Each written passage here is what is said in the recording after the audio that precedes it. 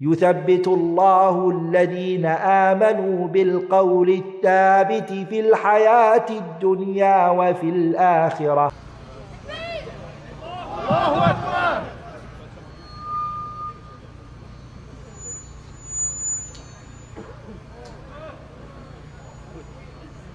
You see, many events have happened in history that we look back at now and we realize we could have changed if things had been different. We look at the Holocaust. We look at different types of genocide that have happened throughout the 20th century. But isn't it interesting?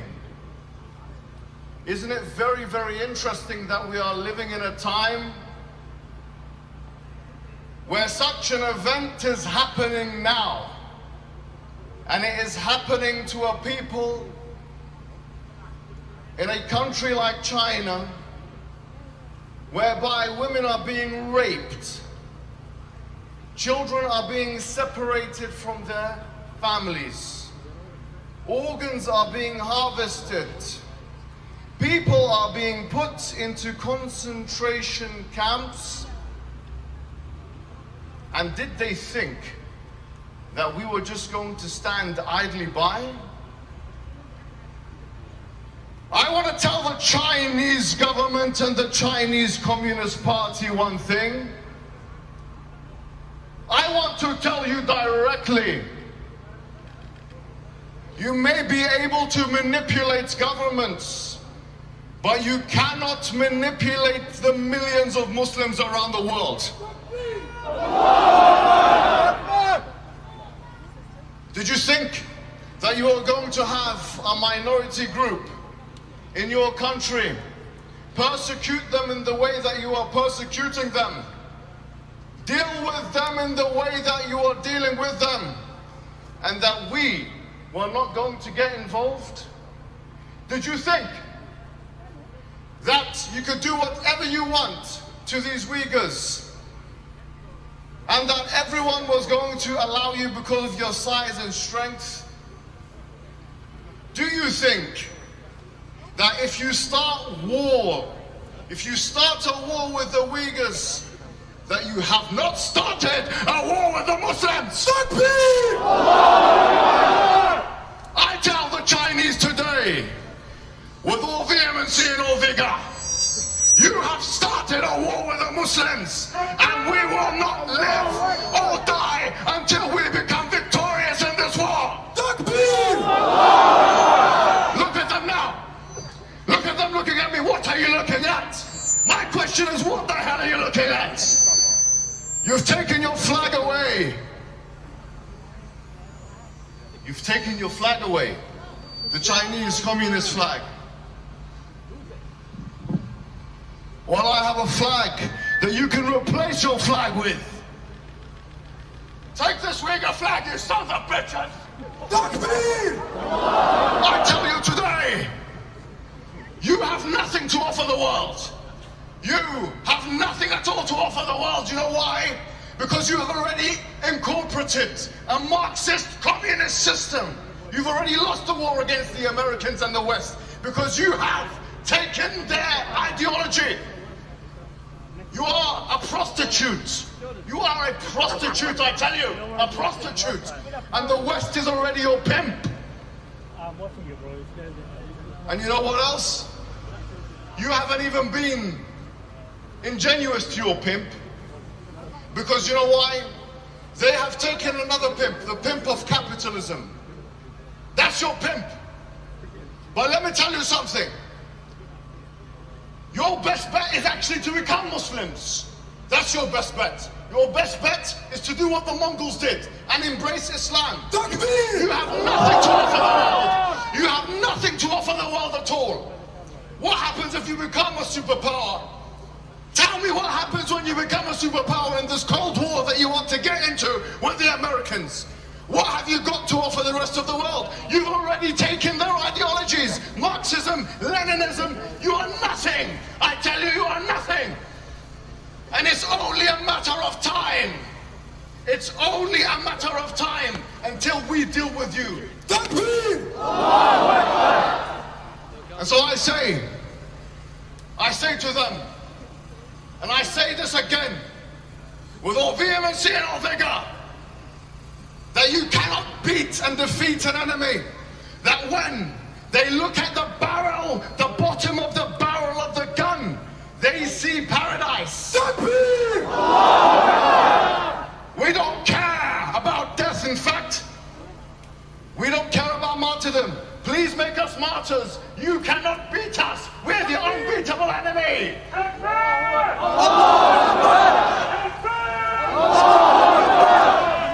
You should actually learn from the Uyghurs. You should actually learn from them the purpose of life, to worship one God. You should learn from them not to worship statues, not to worship whatever it is you've been worshipping for thousands of years. You should learn from the Uyghurs. Yes, you should learn from the Uyghurs. Because you know why? When you think about it, you're nothing. That's the truth. You're nothing. You've got nothing to offer. And I tell you today that you may be taking off La ilaha illallah from the tops of the masjids and replacing it with your communist flag, the flag of your ideological masters. But taking it off the masjid does not mean taking it out of the hearts of the believers. So I tell you once and again, it's only a matter of time. And you may want to start this Cold War with America, which you're starting now. Having the Muslims as your enemies is not a good idea. We're not, yes, look at me, look at me. Having the Muslims as your enemies is not a good idea. And history, as it has in the past, with the Persians and the Romans and the Mongols and all of these, history will tell this story again, and you will be defeated under our...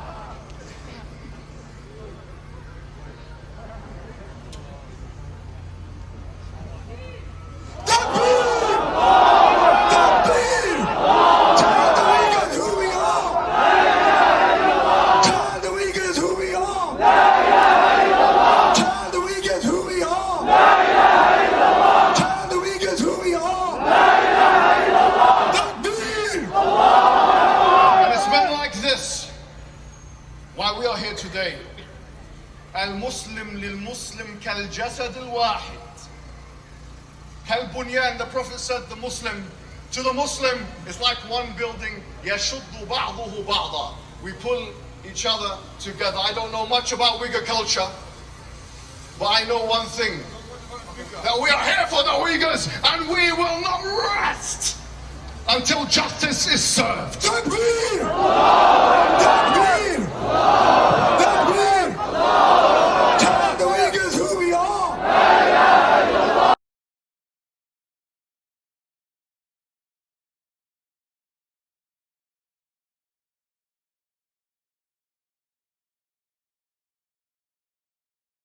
So you mentioned that there are some means we can take that are outside of the system that we as Muslims can take.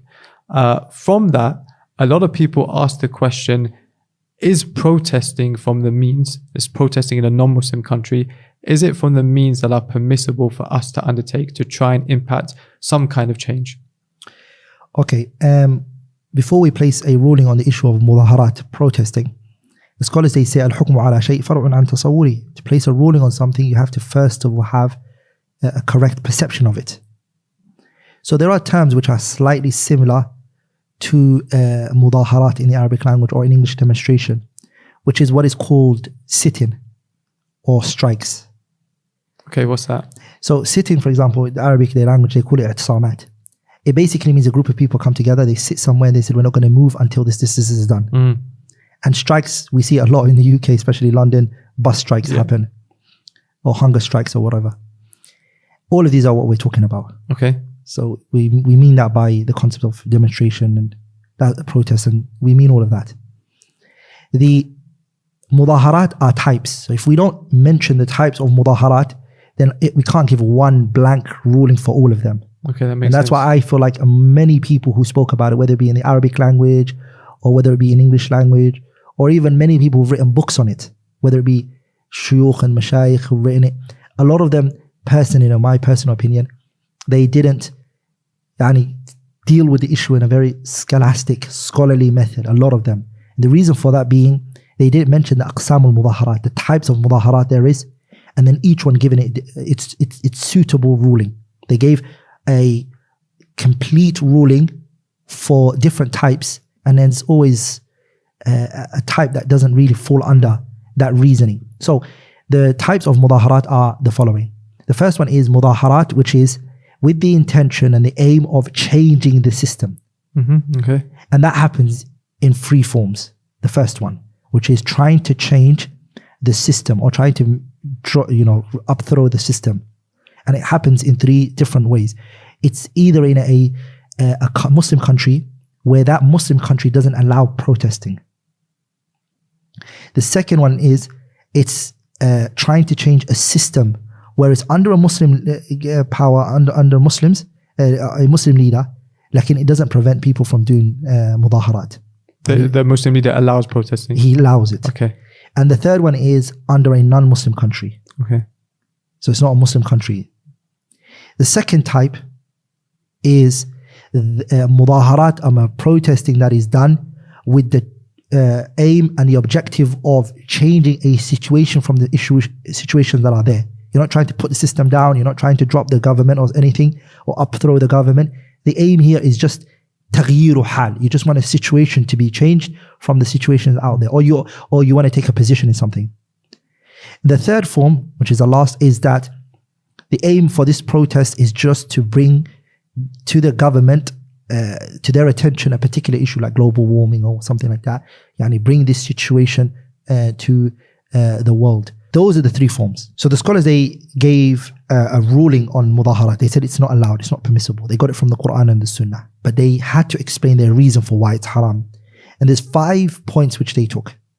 The first point is that it's بِأَنَّهَا بِدْعَةٌ مُحْدَثَةٌ. They said it's a newly invented matter. The second reason is because بِأَنَّهَا مِنَ التَّشَبُّهِ بِالْكُفَّارِ. It's imitating the non-Muslims. The third reason they gave is that they said this is min wasa'il al-inkar, a means of rejecting something. And the means of rejecting something has to be taken from the Quran and the Sunnah. The fourth one is بِأَنَّهَا مِنَ الْخُرُوجِ عَلَى وَلِي الْأَمْرِ. It's going against the Muslim leader. And the fifth reason, the mudaharat, that they said is not allowed is because لا تخلو من مخالفات. There is in it things that are in opposition to the Quran and the Sunnah. وَأَنَّهَا يَتَرَتَّبُ عَلَيْهَا مَفَاسِدِ. And there are harm and problems that come from the mudaharat. Let me go through each reasoning that the scholars gave. Not all of them are valid. The first one, which is it's a newly invented matter. To say that something is newly invented, it means, to say something is newly invented and it's an innovation, it means that this person is attributing this to the religion. So there are a group of people who basically do believe that mudaharat is a ibadah, an act of worship.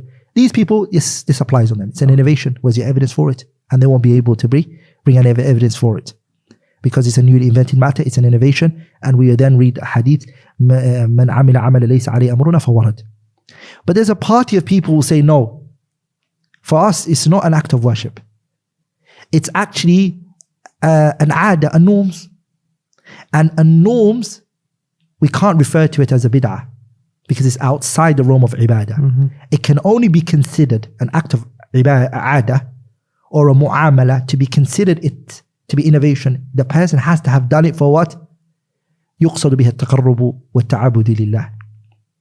So what we understand is that, just translate that in English. that the person is trying to get closer to Allah by this action, or they are trying to worship Allah through it. Okay. So if a norms or a custom and a mu'amala is done to get closer to Allah by it, and you're doing it to worship Allah, then it becomes an innovation if it's not legislated. So a man says, I'm not going to marry a woman and I'm going to get closer to Allah by that. The Prophet said that's bid'ah. But he could leave the woman if he wants to. He doesn't have to marry if he doesn't want to. But to say, I'm going to get closer to Allah by not getting married to any woman, it's an innovation. Even though originally it's what? It's a mu'amala, or it's an aada, or it's a mu'amala, which the person could just do if they wanted to. But now that they've chosen to get closer to Allah, it becomes an innovation. Okay.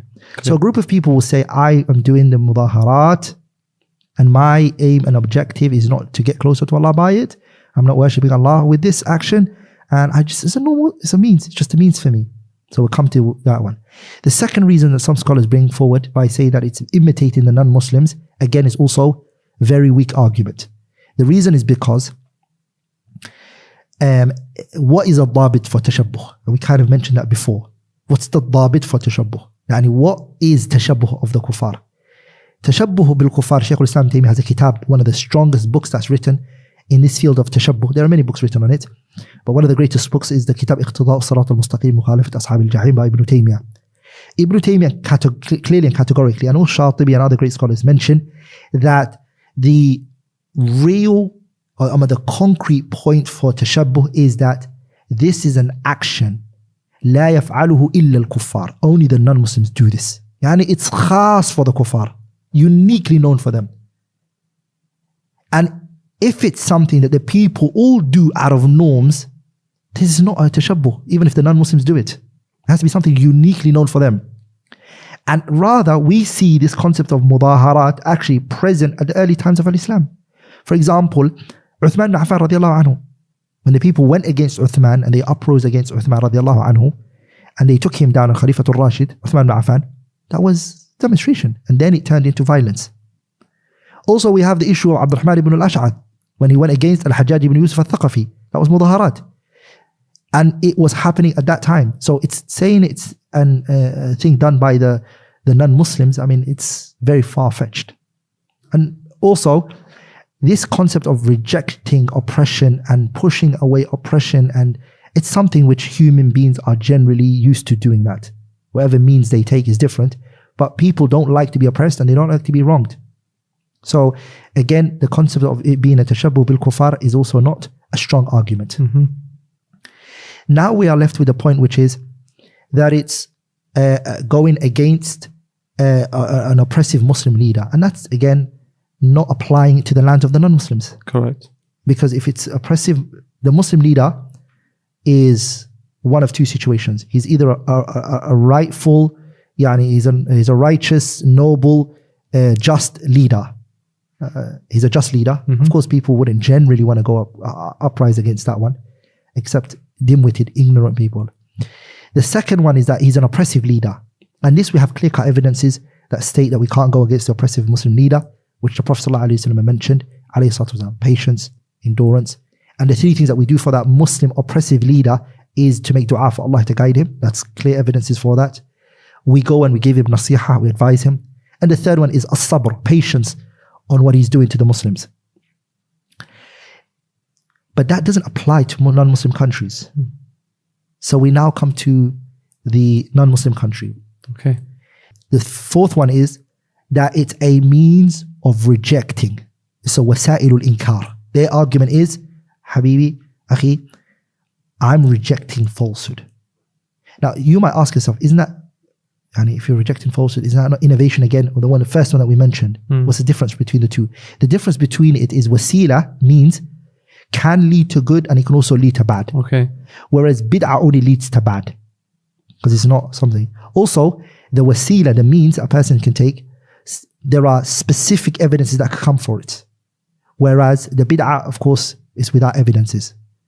Also, means can enter into ibadat, mu'amalat, adat, acts of worship, people's interactions, and it can also enter people's norms and customs. Bid'ah only enters acts of worship.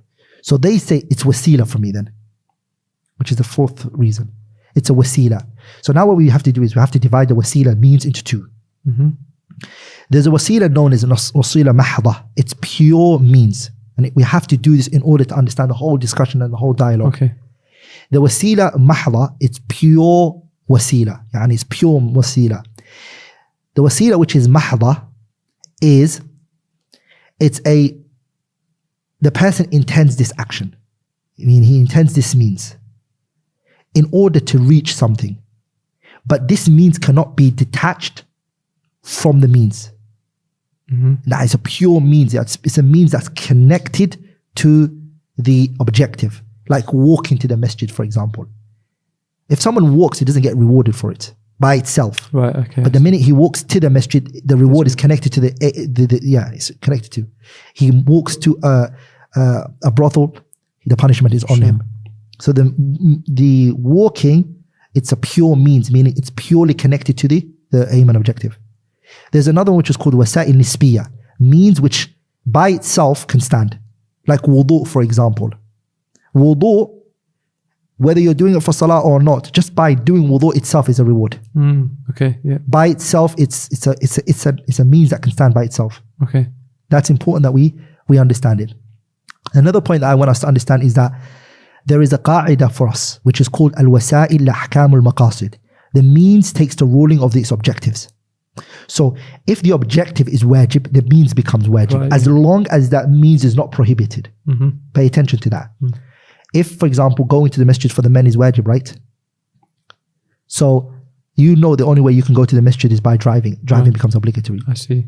The means takes the ruling of the objective. As long as that means is not haram. If you take a means which is haram, then it's not permissible. The means has to be permitted, allowed. Okay. There's a qa'idah shaytaniyah that some people use, which is al-ghayatu tubarriru al-wasila, which is nothing to do with Islam. It's a qa'idah shaytaniyah, which means the goal justifies the means. The goal justifies the means. And when you look at the mudaharat today that we see, that's the qa'idah that is built upon. The goals justify the means. So the means here can be corrupt. So this qa'idah shaytani, which is al-ghayatu tubarriru al-wasila, has nothing to do with Islam. That the goal justifies the means. And that if a person wants to, example, do something which is evil, something good, if he takes an evil means for it, it's no problem. Example is, for example, I steal 10 dirhams from you, but I give 9 in sadaqah and I just take 1. Okay. So, yani, how many sins do I get? 1, right? But I've given 9 sadaqah. وهكذا. The person thinks like that. This is al-ghayatu la tubarrir al-wasila. Just because you're trying to achieve a goal doesn't mean the means justifies it. Okay. And this is what demonstration falls under. Now, I need to speak about something very important, which is means in da'wah tawqifiyya or is it ijtihadiyya? And I think this is very important. And this is what I'm trying to get to.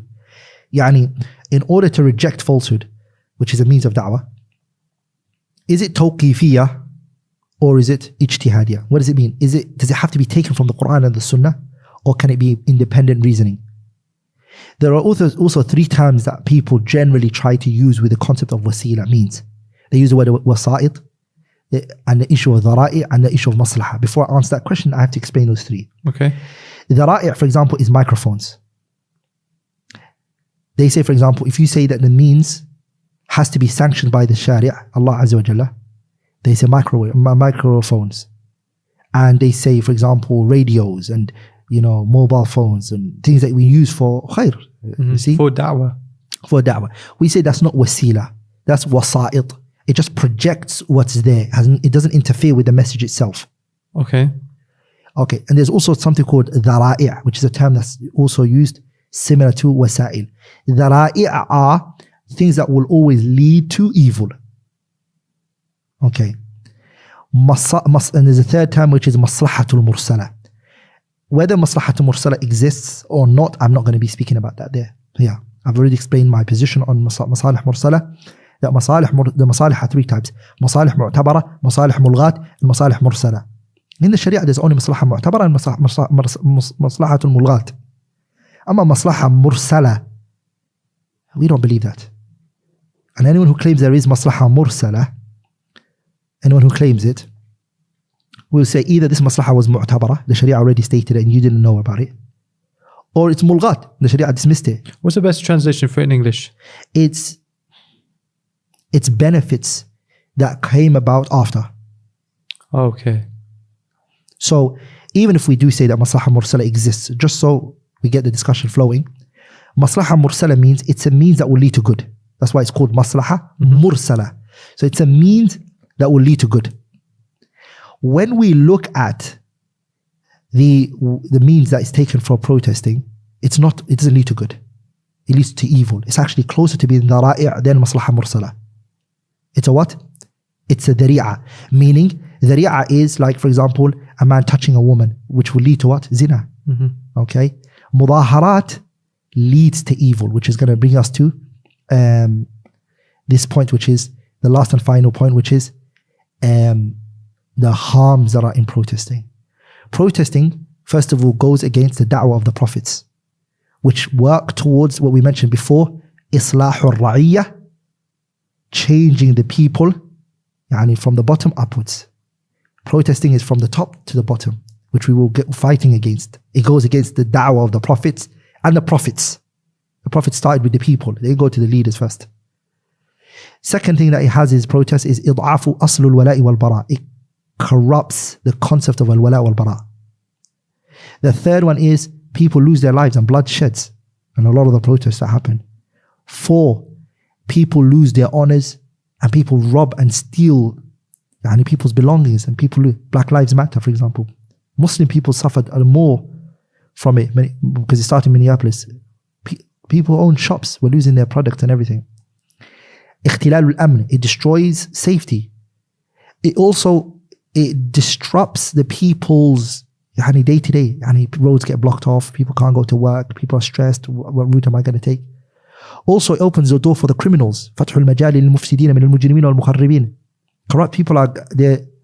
اختلاط الرجال بالنساء, men and women are going to free mix. It's also الصد عن ذكر الله وعن الصلاة. It prevents the people from remembering Allah tabarak wa ta'ala and the salah, and the people miss the salah from this. Also, this is opportunity. I know brothers who said, yeah, I met a girl there, I go there because I want to get her number. تضيع الأوقات والأموال فيما لا خير فيه. People waste their time and their money in things that don't have no benefit sometimes. Also, the way to go about things is either nasiha, knock on the door, advise a person, or make dua for Allah to guide him or whatever, or be patient. Another problem that we see it is raf'u sha'arat al-jahiliyyah. People are pulling up symbols that are not Islamic.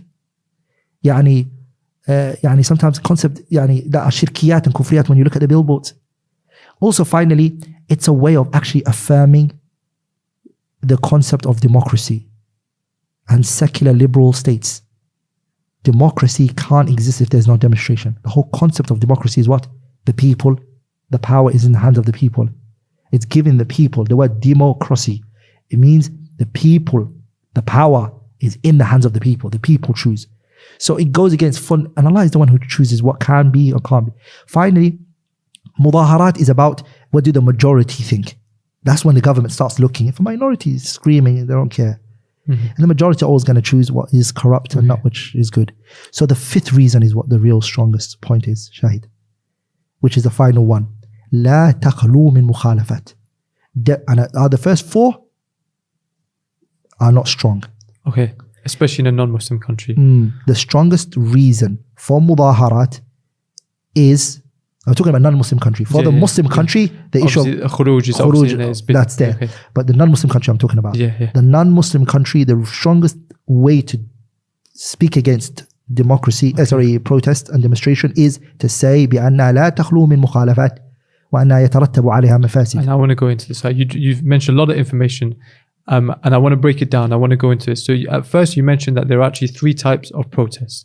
There is one to overthrow the government, and that breaks down into 3. There's one in the Muslim country with a Muslim leader who doesn't allow protest. And then there's one in the Muslim leader of the Muslim country who does allow protest, and then you've got the non-Muslim country with the non-Muslim leader. The second type of protest is when you're not trying to overthrow a ruler, but you're trying to change one of his laws, for example. And then the third type is you're not trying to change anything, but you're just trying to raise awareness of a particular issue. I want to go back and really apply some of these 5 reasons why protests are haram and see where they fit into this. The first one, you have a Muslim country with a Muslim leader who is not allowing you to protest. Obviously, the reason why this is not permissible is because of khuruj. Agreed? It's a Muslim country and he's not allowing you to do it. Yeah. What if it's a Muslim leader in a Muslim country and he is allowing protests? Does this still take the ruling of khuruj or not? Yeah, it does. It does. It goes under khuruj, even if the Muslim leader allows it. The reason is because Shaykh ibn Uthaymeen pointed this out. It's very important. He says that the Muslim leader generally does it because of pressure from outside. The non-Muslim country is saying, you're not a democratical state. You don't govern by democracy. So to please them, he says to the people, you can uprise. But he's really finding it as a problem. Okay. And so the Muslims, they were already commanded way before anybody. When we say we don't go against the leader, we're not doing it because of him. We're doing it because Allah's messenger told us this. So yes, it's not allowed for us to go. Okay. Now we come to the non-Muslim countries. And this is where we can talk about three different things. Overthrowing a non-Muslim ruler. Using a protest to overthrow a non-Muslim government in a non-Muslim country. Out of the five that you mentioned, the reasons for protesting not being permissible, which one applies here? The last one, which is بأنها لا يخلو من مخالفات. Okay, this applies to all three. Overthrowing a non-Muslim ruler, whether you're trying to change a legislation or whether you're trying to raise awareness, you're saying protesting is always going to fail because of this last one. The last one is for everywhere. Okay, here's a question then. You've just connected things to protesting, like free mixing, like missing the salawat. You've connected these things to protesting. I'm saying, what if there's a protest? This is not a ruling for protesting in of itself. You have a protest that takes place between Fajr and Dhuhr. No salah is being missed. It is segregated. Just brothers come to protest, no one else. Is this permissible or not? If my reasoning for saying that there's an opposition in it was only that reason, there's many reasons. Okay, go on. There's no robbing the stores. There's no breaking down. It's a peaceful protest. Okay. What's wrong with that? It's first of all, as-saddu an dhikrillahi wa an salah. It prevents the people from the remembrance of Allah because people chant. Each one, let me go through it. Okay, let me go through each one. You want to challenge each one, or you want to go through to the end and then I'll start bringing my challenges? Okay, let me mention the biggest reasons. Okay, bring the biggest. The first one is taqreer al-mabadi al-kufriyah. You're affirming like one of the strongest branches of democracy. Democracy stands on protest. This is a democratical system. If people don't demonstrate and people don't vote and democracy crumbles. This is what democracy is about. Voting, demonstration, protesting, all these things are the branches, usul, that democracy stands on. So by not doing these things, by not voting, people will destroy democracy. Democracy will go out of the window. You're not going to destroy democracy in a non-Muslim land where you're a very minute percentage. The Muslims are a very small percentage.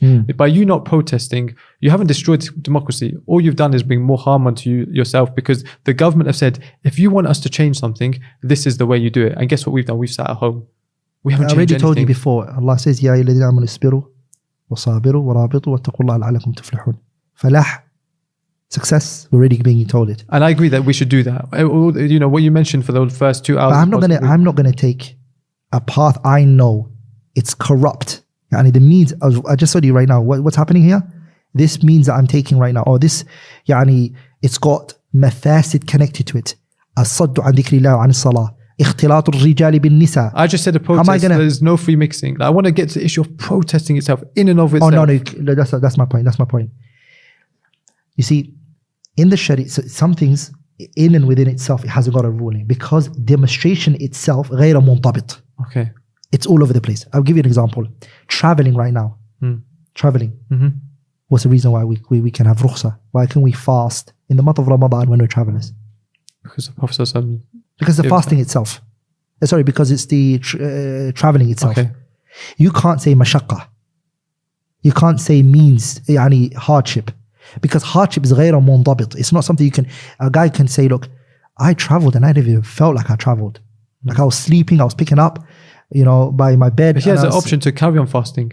No, because he hasn't felt that hardship. No, pay attention, yeah. A person's a traveler. Yeah. Traveling, what's the reason why traveling you can break your fast? You're saying it's not hardship. No, why? Why can a person who's traveling break their fast? What's the illah? What's the illah reason? Okay, what is it?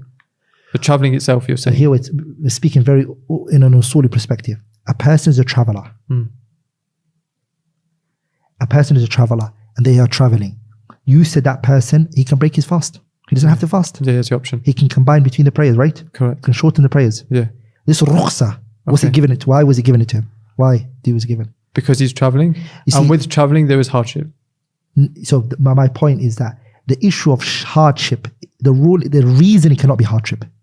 The reason why the hardship cannot be the reasoning. Why? Is because someone who's traveling, that reason might be lifted from them. He might say, I travel. But it's a general principle, and most people who travel do feel hardship. But what about if he doesn't feel it? Then he has a choice to carry on fasting. No, but it's not choice. But he's that option. Why is it given to him? He's not even going through any hardship. Okay, I see. One brother can say, I was sleeping. I was picking up. I'm a heavy sleeper. My family just threw me into the car while sleeping. I was tired. I was sleeping.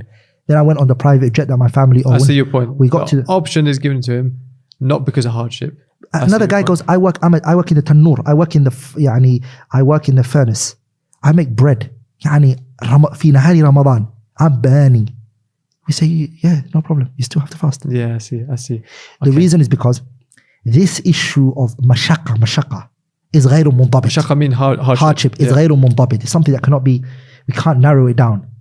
Mudaharat is like that. So the reasoning for it comes from outside. Hardship is something intangible, because some person might say it's subjective. I'm feeling hardship. You're not. It's subjective. It's subjective. I get it. But how is protesting subjective?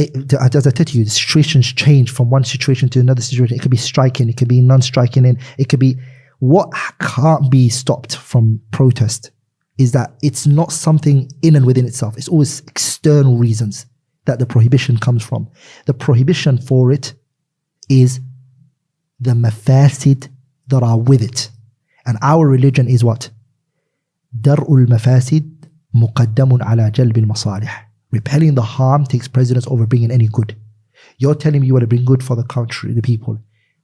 Repel the harm. And we've got all of these harms. Now you have an argument which is strong now, which is, or anybody who believes protest is allowed, if now these 13 harms I mentioned, they go away. No, they're still there. But a greater harm is outstanding now. Okay. Like, for example, the government said... But before we get there, you're saying that these harms can never go away. Not all of them. Some of them can be removed. Because of the democracy issue. You can remove 1 or 2 or 3 out of the places. I'm saying to you, in totality, I only mentioned 13. I'm sure if we sit down and we think more about it, we can bring hundreds of reasons why mudaharat is not allowed. Hundreds. Wouldn't be a problem. But what the question is that some of them are present, some of them are not present. Sometimes it's here, sometimes it's there. The point I'm trying to say to you, you can't deny. This is the real, I've sifted through the arguments. And I'm saying this is the strongest one, which is التعليل بأنها لا تخلو من مخالفات وأنها يترتب عليها مفاسد. I've yet to hear about a protest that people went, that things didn't go wrong. Who's controlling it? Who are the people going to listen to? There's no idara or organization. People know it. It just seems like a weak argument because you're saying the protests in and of themselves, I can't say that's wrong. It's because of everything connected to it. Like, it just feels like, can you have a protest with none of these things connected to it? In which case you'd have to say it's mubah, it's permissible. Yeah, but I'm saying a person can give you an ideal situation of mudaharat. But I say that's in the mind of the person. Yeah. But that means that you can't place a ruling on protesting. You place a ruling on free mixing. You place a ruling on missing your salah. You can place rulings on these things, but don't place a ruling on this. No, that's not fair, because we can have an idealistic okay, give me a situation where all I'm not saying it's happened. The people waste their time. Not necessarily, because you're doing for a maslaha. You're trying to change homosexuality being taught in schools, for example. That's a good thing. It's not a waste of time. Okay, people, do they get from these protests, do these mujrimeen and criminals come and always try to, even Black Lives Matter, if you look at the protest that was going on, a lot of people were crying and screaming. I've been following these things. You see, a lot of people were screaming, please don't let some people hijack our mission. We've got an aim. We've got an objective. Shahid, you're in the West. How can you segregate people in protest? How? Where did you get this from? The people, the government will be like, what are you doing? You can't have a peaceful protest. There's always going to be people who come along. I'm saying, I'm not also always saying, sometimes it can be, it can happen that no bloodshed happens. Yeah. But the other mafasid are always there. You're telling me in London you're going to have a protest and a demonstration where men and women are not free mixing. I don't know how that's going to happen. I don't know. Okay, what about leaving off what the Sharia actually did sanction for us, like an-nasiha wa du'a wa sabr? You can do that as well. There's a sa'a wa sa'a. You can do that in this hour and you can do that in another hour. But the Sharia chose that. And what about ikhtilalul amri? What about the safety going slightly? People fearing now, getting scared. Again, it goes back to a peaceful protest instead of a violent protest. I remember, subhanAllah, watching what happened in Egypt when the protest took place. Women were crying and getting raped.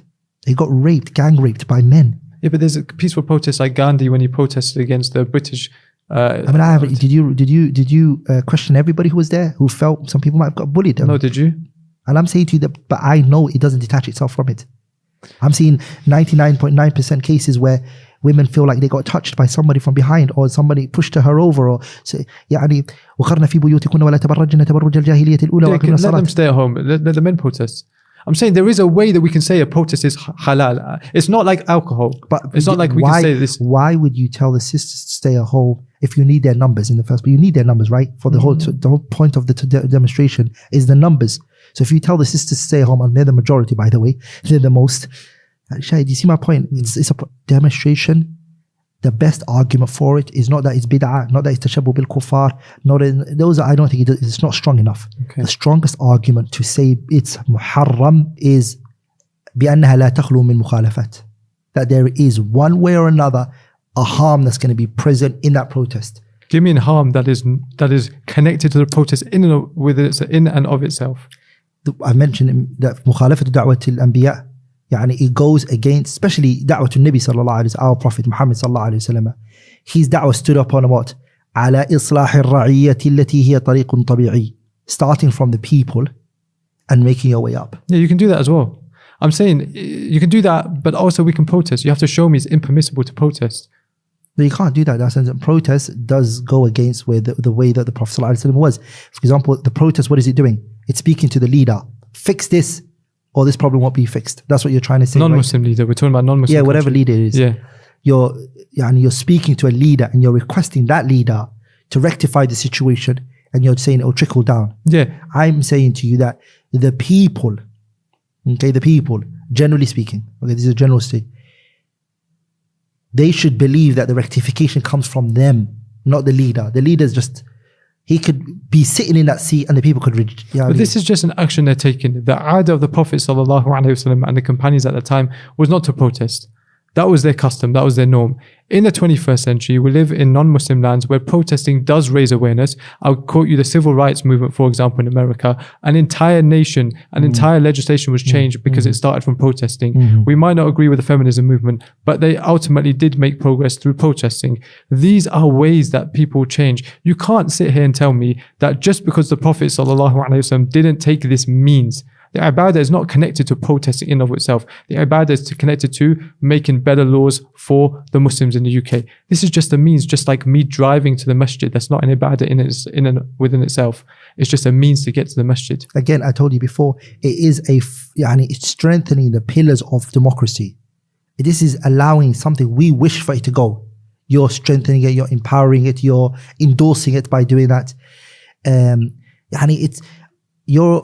I don't want you to always try to push the example away, because the point is that one example may apply on a situation and not on another situation or another situation. But what there is always a problem in demonstration. That's all my point is.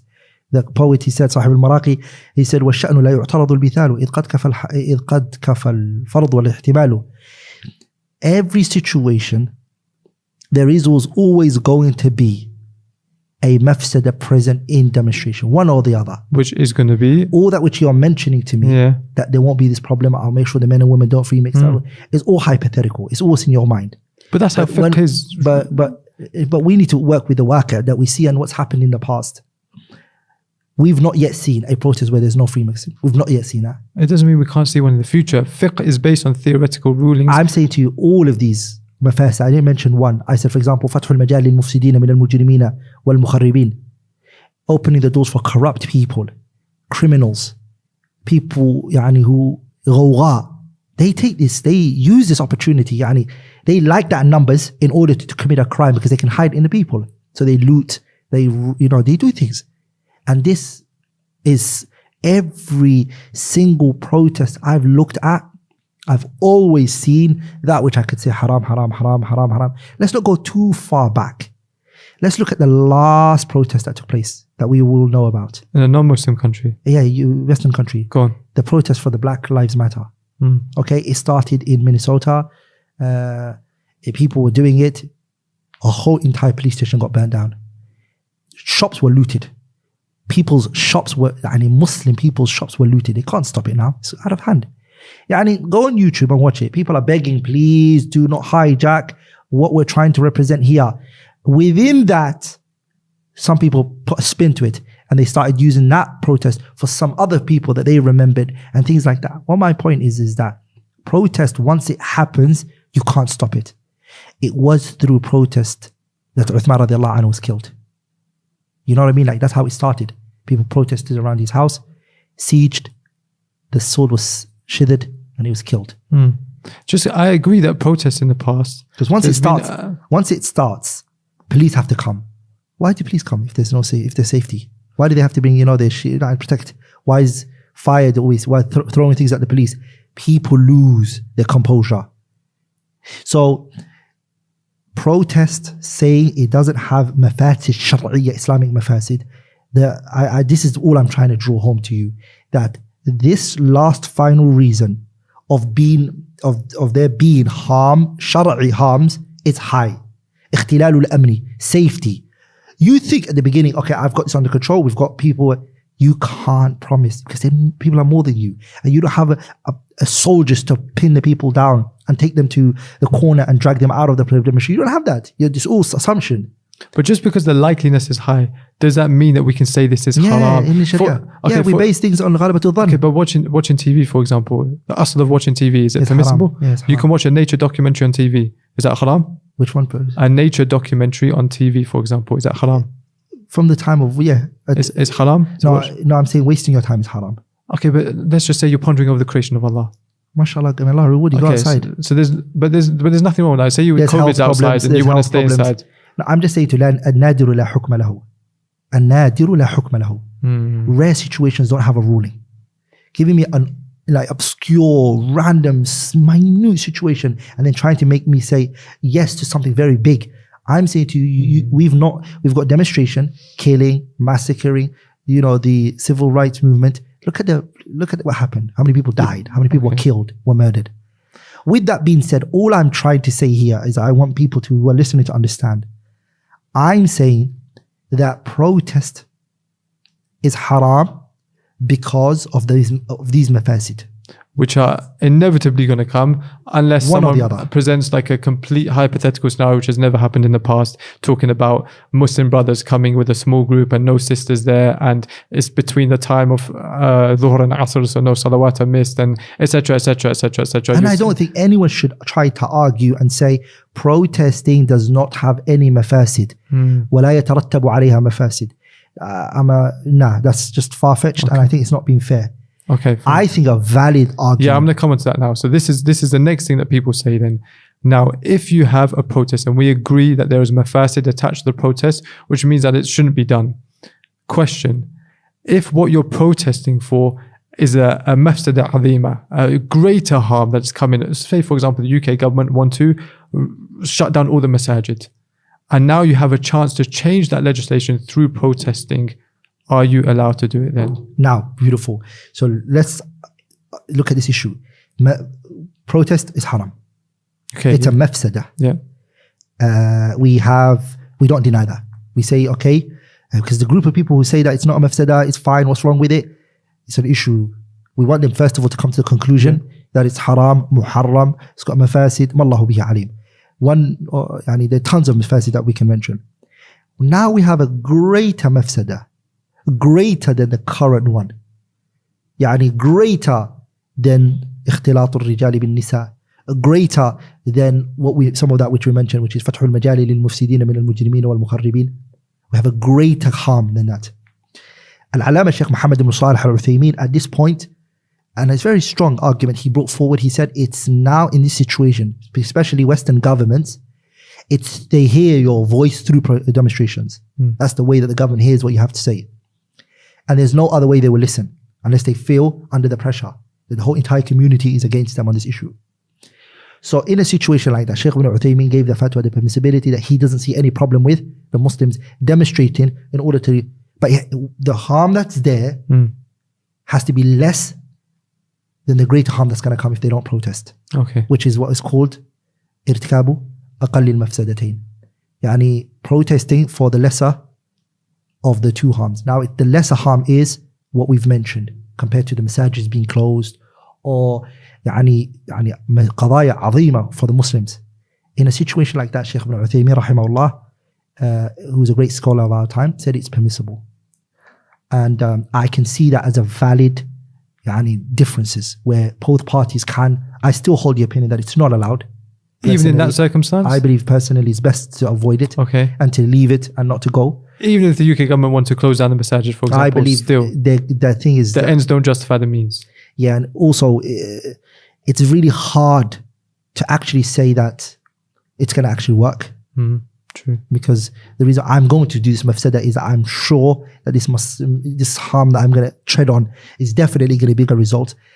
I don't think there's no certainty for sure that they're going to listen, and there's no ghalabatul dhann. Also, the number of Muslims are very small, and the people who are against the Muslims are very large, and the government isn't definitely not in any way, shape, or form willing to even consider what the Muslims say. So I don't think it's a working method.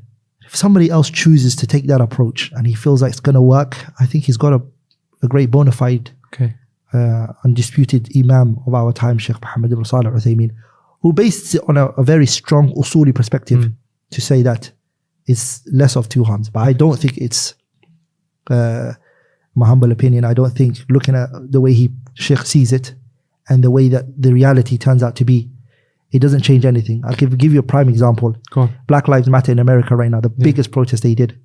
That protest went from border to border. It went to countries. I don't think in any way, shape or form that's going to change police brutality towards black people. I mean, I don't want to weaken the effort that was put in, and I don't want to undermine the people's hard work. But I just think some things is just demonstration just seems like a weak way of voicing your opinion. It's like, please take the palm off me. It doesn't. And when you say that, in my humble opinion, I disagree with Sheikh ibn Uthaymeen, for example. It's not necessarily you've other ulama are on your side as well. Definitely. Okay. I'm not there. I'm not able to go to the evidence myself and disagree with a great Imam of our time like that. I'm saying there are other scholars who said otherwise. In that instance, when someone is trying to identify what is the lesser of two evils, it goes back to the people. The ulama. Okay, and we already established. Even the situation of the masajids, is the threat real? Is it actually a real threat, or is it just one news outlet released something, and is it actually a real threat? What's the reality of it actually even happening, or is this guy just saying it just to provoke, or he just wants a voice and he wants to get a voice for his. Because nowadays, anything you say bad about Muslims, it gives you voice from other communities. So is he actually really going to do it? All of that, Ahlul Ilm are the ones who determine it.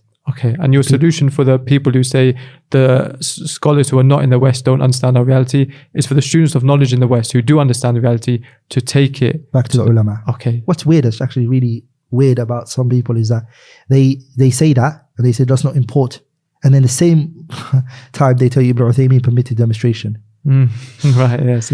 So they pick and choose when it suits them, basically. When it suits them.